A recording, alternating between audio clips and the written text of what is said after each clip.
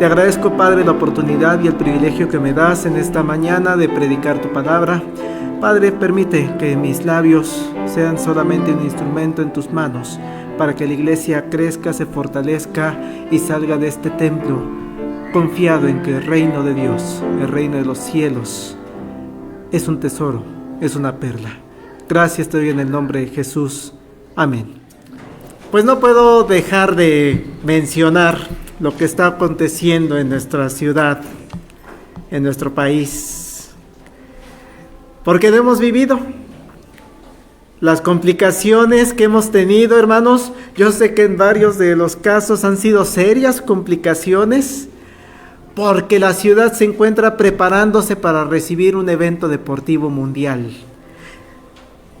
La FIFA tiene más países que el Comité Olímpico Internacional registrados.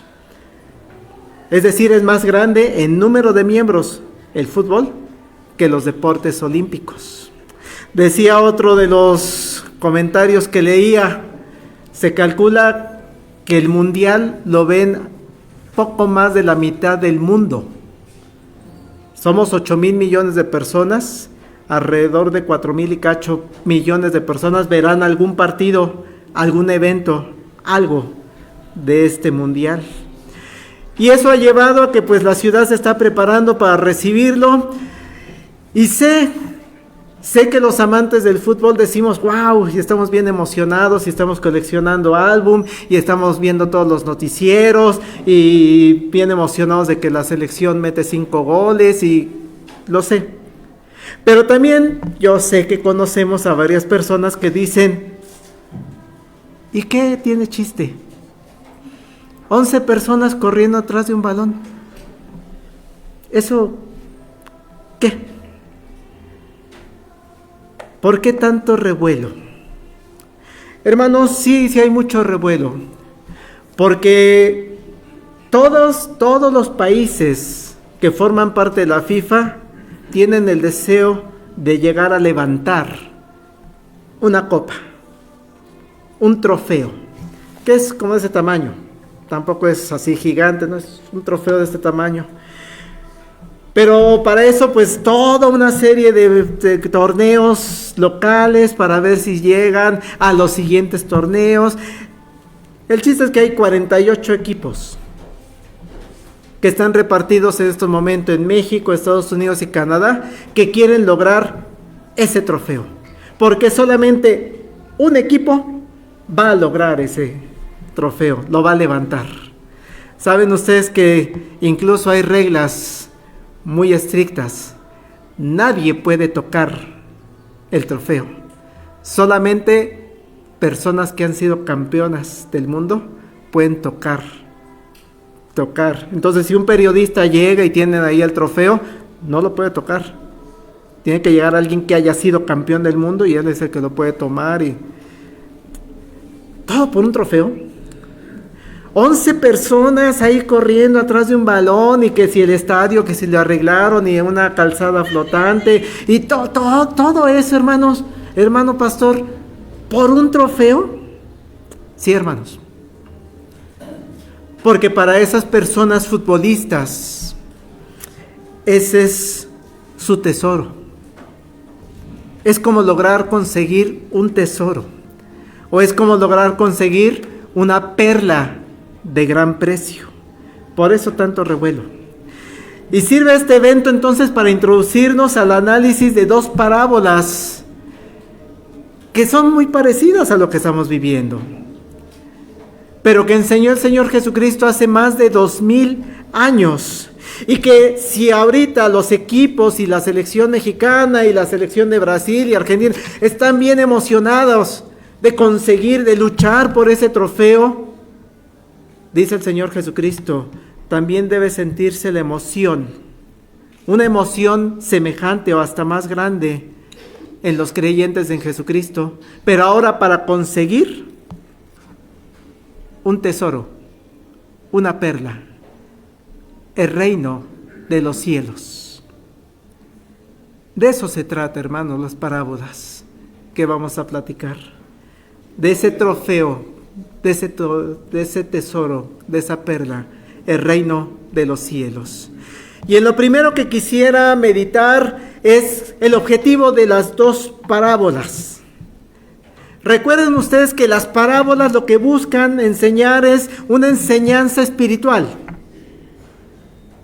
Eso es lo que quiere el Señor Jesucristo. Te voy a enseñar algo.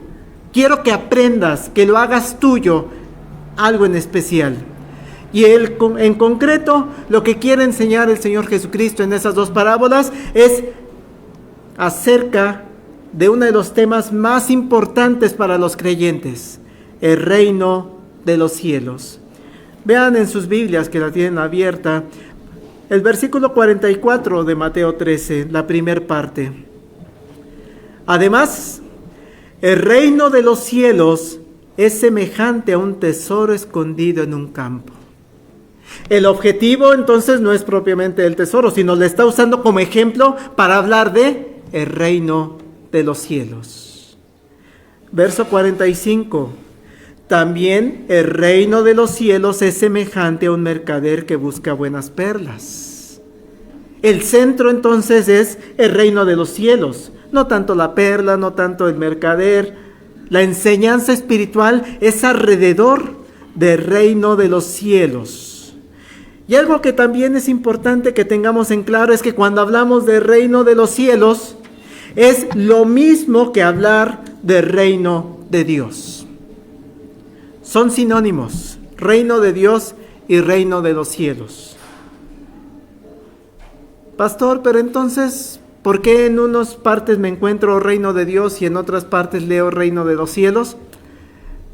Cuestiones literarias, hermanos. Por ejemplo, cuando leemos esta parábola o leemos algunas de las parábolas en el Evangelio de Lucas, ahí no van a encontrar el término reino de los cielos con Lucas. Lucas, cuando escribe, él pone reino de Dios. Cuando yo leo Mateo, como es lo que estamos haciendo ahorita, no vamos a encontrar reino de Dios, sino encontramos reino de los cielos. ¿Por qué? ¿Por qué esa diferencia? Tiene que ver, hermanos, con que a quién le escribe cada persona. Lucas le escribe a los gentiles, a gente, a personas, hermanos, que no son judíos. Y ellos no tienen ningún problema de decir la palabra Dios, los gentiles. Por eso puede Lucas escribir perfectamente, les voy a hablar acerca del reino de Dios. Pero ¿qué pasa con Mateo? Mateo le escribe a judíos. Y ustedes recuerdan que el nombre de Dios no lo pueden ni pronunciar los judíos. Y entonces Mateo dice, yo no puedo escribirles a personas judías el reino de Dios, porque ni siquiera lo van a querer leer. Entonces, ¿qué pone? El reino de los cielos. Pero es lo mismo, hermanos. Es sinónimo. A Mateo se le hace más sencillo, más prudente escribirles el reino de los cielos, mientras que a Lucas, sin ninguna complicación, problema, escribe reino de Dios. Pero independientemente de esta diferencia, hermanos, yo no sé si en algún momento nos hemos preguntado, ¿y qué es el reino de Dios? ¿Qué es el reino de los cielos? Porque si vamos a hablar de dos parábolas donde el tema central es el reino de los cielos, pues tenemos que conocer qué es eso.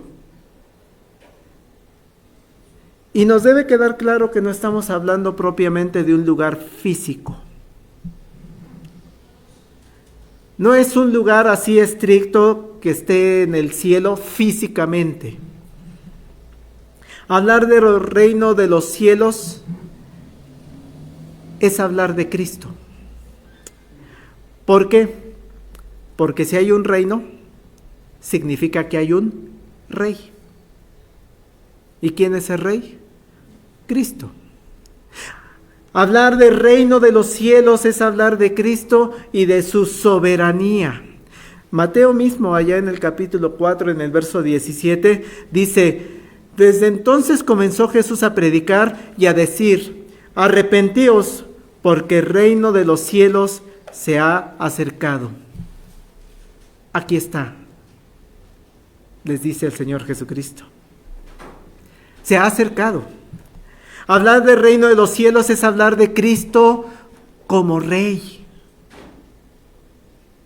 Hablar del reino de los cielos es hablar de toda un reino que requiere alguien que tome todas las decisiones, que conozca todas las situaciones de ese reino, que dé soluciones a todo ese reino, lo que hace un rey. Y con la llegada de Jesús al mundo, hermanos, allá lo que celebramos en Navidad, ese reino se ha expresado. Por eso dice, arrepentíos, porque el reino de los cielos se ha acercado. Ya está aquí su rey. Ya llegó el rey. El reino de los cielos, hablar de él es reconocer que Jesús es el rey soberano. Y vean algo sumamente importante, hermanos. Hablar del reino de los cielos es reconocer que Jesús es mi rey soberano. Por eso cuando cantamos ese himno, Jesús es mi rey soberano, debemos sentirnos plenamente convencidos de que Él es mi rey. Y que además Él es nuestro Salvador. Y que esa salvación nos permite formar parte del reino, porque no todas las personas forman parte de ese reino de los cielos. No todas las personas que han existido en la historia de la humanidad y existirán en la historia de la humanidad son parte de ese reino de los cielos. Así que me salvó ese rey soberano que vino a nacer en un pesebre. Me eligió para formar parte del reino de los cielos. Es reconocer, hermanos, cuando hablamos del reino de los cielos, que Él es el máximo jerarca, ejerce su dominio, es el jefe y cabeza de toda la institución que representa ese reino de los cielos, que es la iglesia. Jesús es el rey, es el soberano, es el jefe y cabeza de todos los creyentes. Sí, hermano, si la persona que está sentada junto a usted se reconoce como creyente en Jesucristo, también tiene el mismo jefe, el mismo rey, el mismo soberano, que es Jesucristo, y por eso nos decimos hermanos. Él es el dueño de todo nuestro ser, de toda nuestra vida. Si usted lo reconoce como rey, está hablando del reino de los cielos. Y qué hermoso reconocerlo como cuando lo hizo Tomás. ¿Recuerdan esa escena donde no voy a creer hasta que vea a Jesús y pueda meter mis dedos? Cuando ocurre esa aparición y constata Tomás que efectivamente es Jesucristo, entonces Tomás respondió y le dijo: Señor mío y Dios mío. Hablar del reino de los cielos es reconocer que Jesús es Señor mío, y algo sumamente importante también, hermanos, Dios mío. Por eso decimos que Jesús es Dios, No es nada más un profeta, no es un líder social muy importante, no. Usted, hermana y yo, usted, hermano y yo, tenemos que decirle: Señor mío y Dios mío. Y es en ese contexto del reino de los cielos que Jesús enseña. Leíamos, además, el reino de los cielos, ese reinado que estamos hablando, que le estamos presentando, donde Jesús es el soberano, donde Jesús es mi Señor, donde Jesús es mi Dios, donde Él ejerce todo su poder, toda su potestad, todas sus decisiones. Además, el reino de los cielos es semejante a un tesoro escondido en un campo. También el reino de los cielos es semejante a un mercader que busca buenas perlas. Ese reino donde las personas reconocemos a Jesús como nuestro soberano, como el dueño de nuestras vidas, lo reconocemos como nuestro Dios, es en una primera instancia que nos dice, ese reino es como un tesoro escondido en el campo. Vean cómo lo describe Mateo, versículo 44. Ahora sí completo. Además, el reino de los cielos es semejante a un tesoro escondido en un campo, el cual un hombre halla y lo esconde de nuevo, y gozoso por ello va y vende todo lo que tiene y compra aquel campo. Hermanos, durante la historia de la humanidad ha sido una práctica bastante común el que las personas guarden su dinero, sus cosas de valor, en un lugar secreto. Hay los que tenemos nuestro cajita fuerte, tal vez, pero ahí, muchos de nosotros tal vez lo sabíamos, las abuelitas guardaban el dinero abajo del colchón. No, toma el dinero, sí, ahí vas, levantabas, sacabas la bolsita de dinero y escondes el dinero.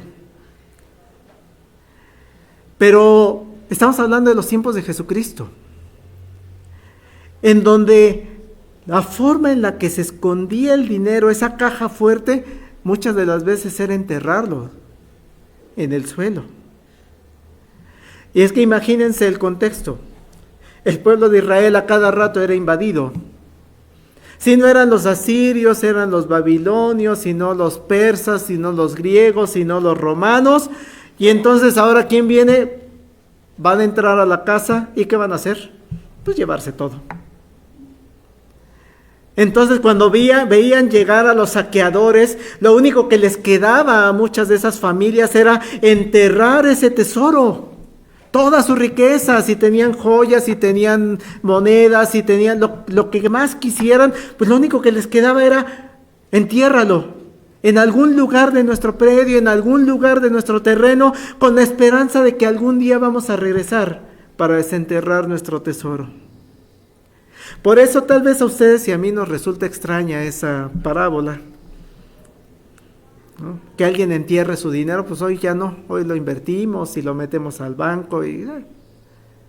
Pero en aquellos tiempos no, hermano. En aquel tiempo era muy común enterrar las cosas valiosas, tu tesoro. Y por eso la parábola de Jesús en aquel tiempo a la gente que se las está enseñando les resultaba totalmente familiar. Y les dice, miren, yo sé que ustedes conocen estas historias. Yo sé que ustedes conocen personas que tal vez se encontraron con algún tesoro enterrado. Cosa de resaltar de esta parábola, hermanos. Esa persona de la historia, de la parábola, no estaba buscando tesoros. No andaba con su detector de metales. No. Él iba caminando. Dice Jesús, se lo encontró. Lo halló de repente. Diríamos de casualidad, que sabemos que no es casualidad. El reino de los cielos, hermanos, para algunas personas llega así, de repente. No lo estabas buscando y de repente escuchas el mensaje de salvación. Me llama mucho la atención y sé que de repente la llevo a mencionar mucho, pero es que sí es un ejemplo de muchas cosas la historia de mi abuela paterna. Como ella, siendo una mujer analfabeta, nacida en un pueblo en el istmo de Tehuantepec, sin andar buscando el evangelio del Señor, cuando se vino a la Ciudad de México, se le encontró. Diríamos de casualidad, sabemos que no es así. Según recuerdo, ya después mi padre me dará las anotaciones, si sí o no, o mi madre me hará las anotaciones, si sí, pero según recuerdo, una de las cosas que ocurrió es que llegó a vivir con una tía, o con alguien conocido que era sabática, decía ella. Es decir, tendía al cristianismo. De sus primeros contactos que tuvo con el cristianismo.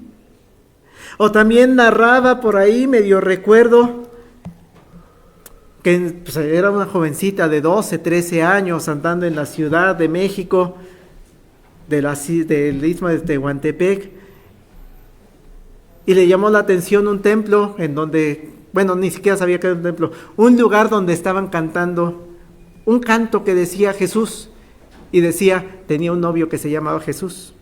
Por eso me llamó la atención y me metí. No porque conociera el Evangelio y la teología y la exégesis, no, simplemente se le encontró.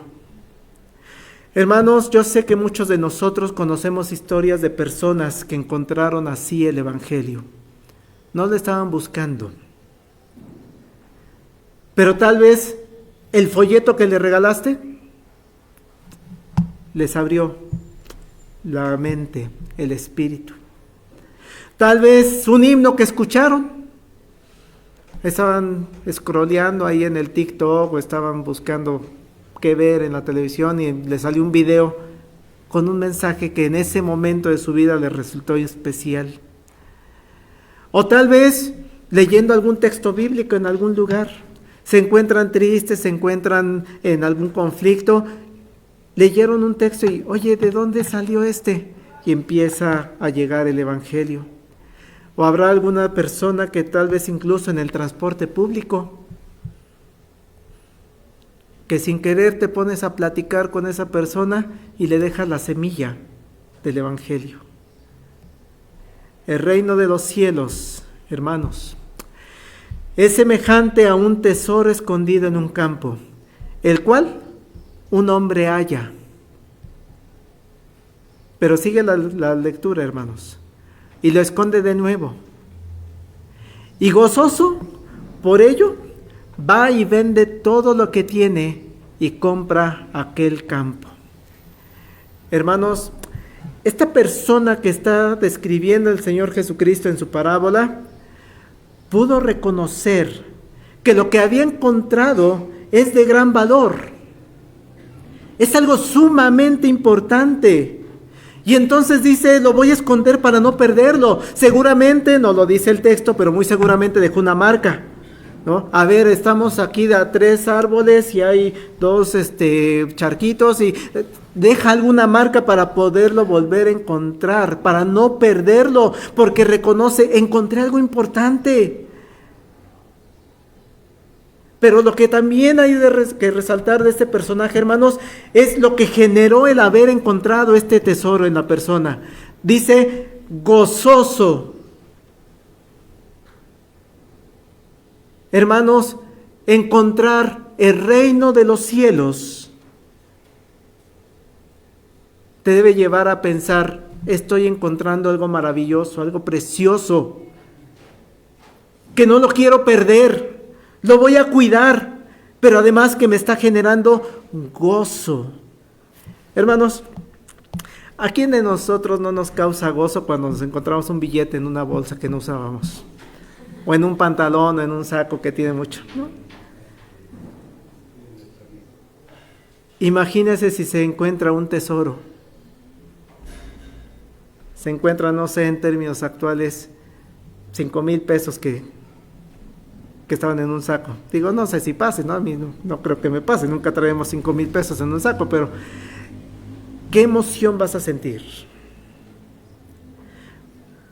Veía, hermanos, en la semana una serie en Netflix de un fraude que hicieron en uno de los sorteos gubernamentales, en el Melate.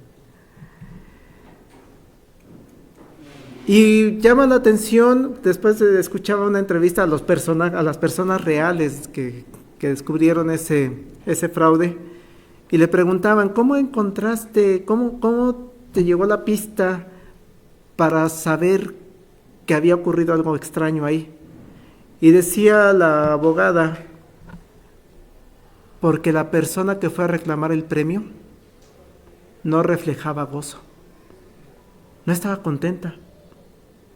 Estaba nerviosa, se la pasaba en el celular hablando con su esposo. Dice, llevo mucho tiempo dando premios y conozco lo que pasa con las personas que se ganan ese premio. hay alegría. Sí hay nerviosismo, pero están alegres, están ansiosos. Y esta persona no. Hermanos, encontrar el reino de los cielos, ¿qué te debe generar? Gozo. Un gozo tal que no deseas perderlo. Que por eso dices, lo voy a guardar de tal manera que no lo quiero volver a perder. Voy a marcar exactamente en dónde encontré ese reino de los cielos.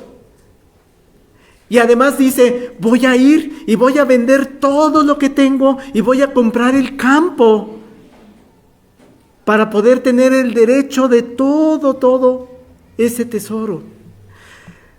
Hermanos, seguir a Cristo, cuando lo encuentras, vale la pena. Y vale la pena desprenderse de todo para seguir sus mandamientos. Y no estoy hablando, hermanos, de que va y vende su casa y se la regala al pastor o a la iglesia. No.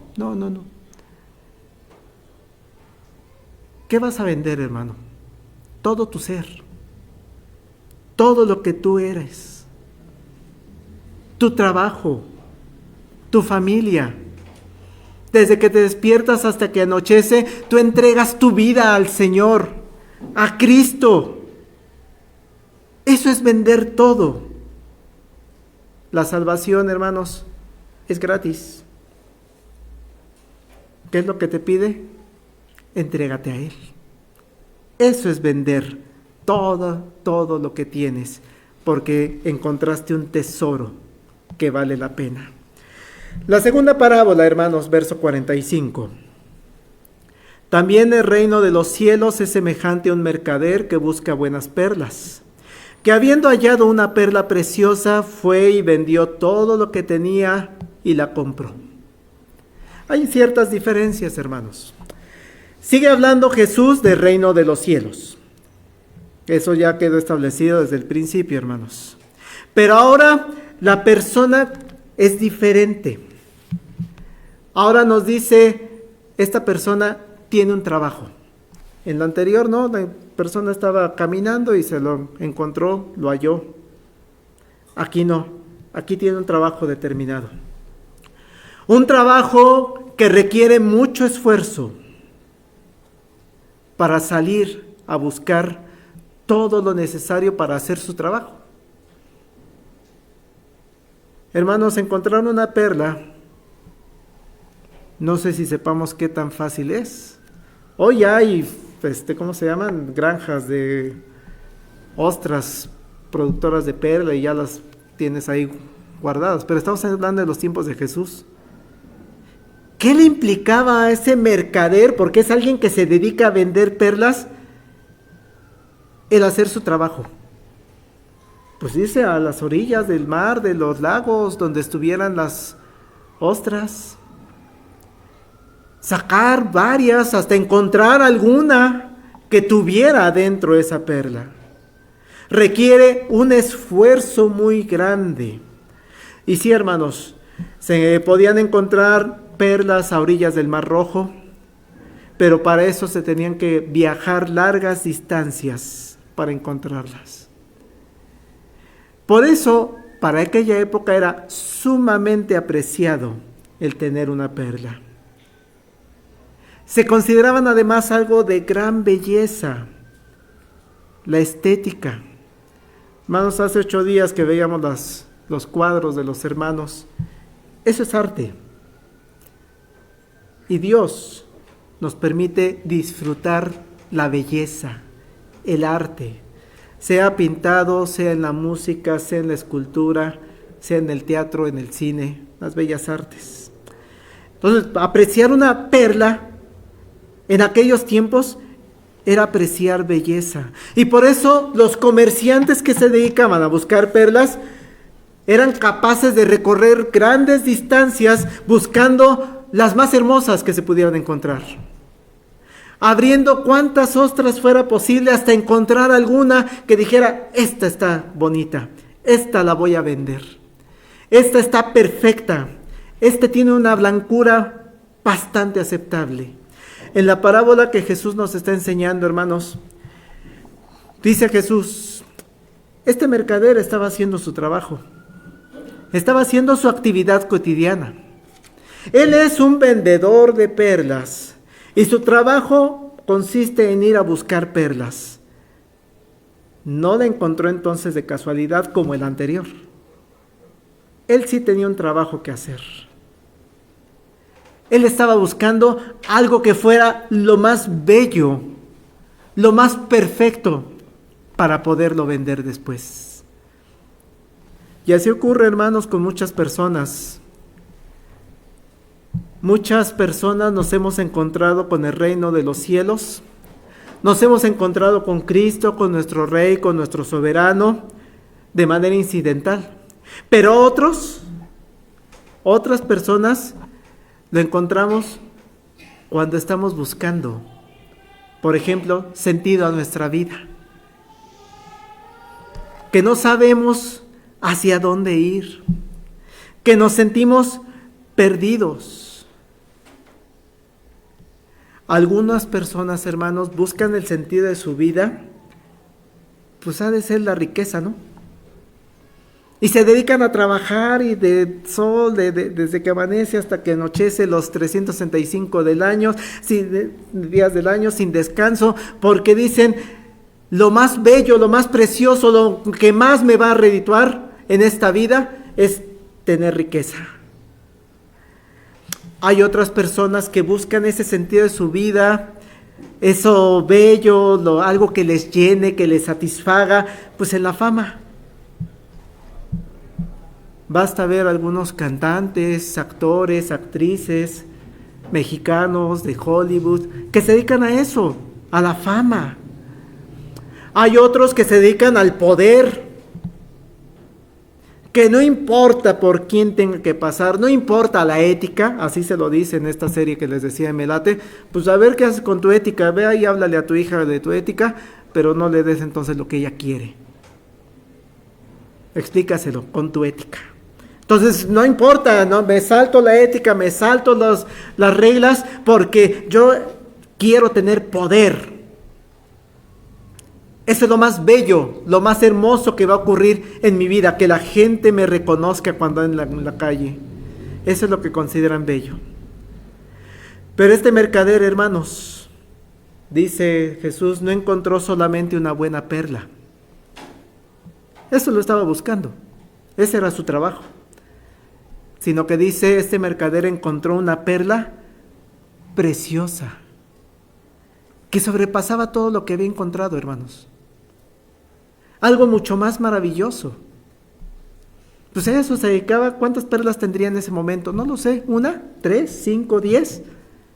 Pero cuando se encuentra esta perla preciosa, sobrepasa la belleza de todo lo demás que había buscado, hecho.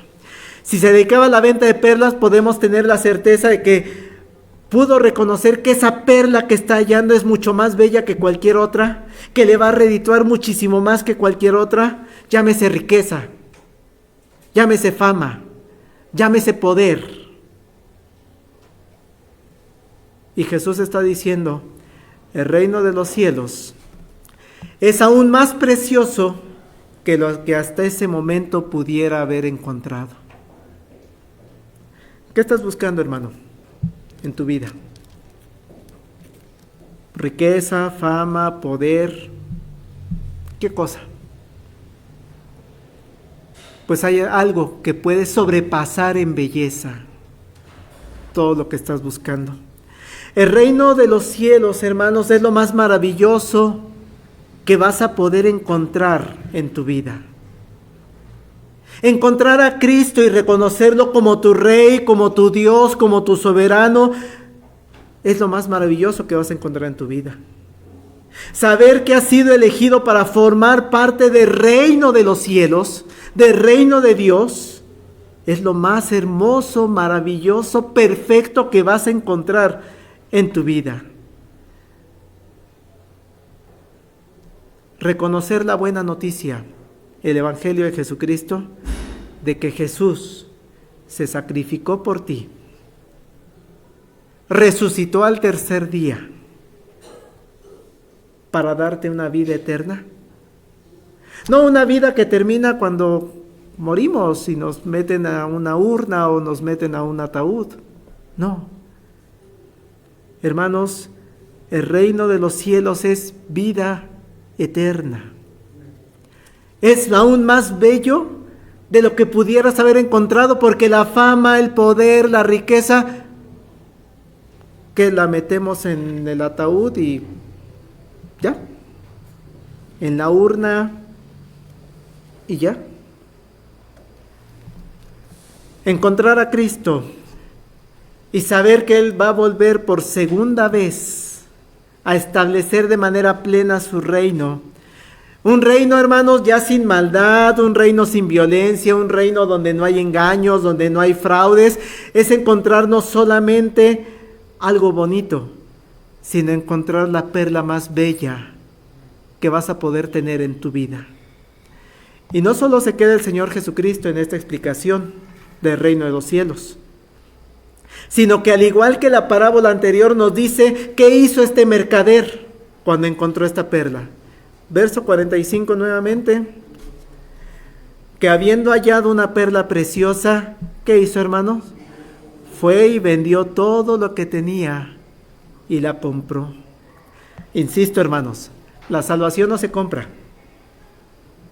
No es ese el sentido de la parábola de Jesús, sino que la verdad espiritual que Jesús nos quiere mostrar es que una vez que has encontrado el reino de los cielos, eso te va a llevar a renunciar a todo lo que considerabas central en tu vida y que te alejaba de Él.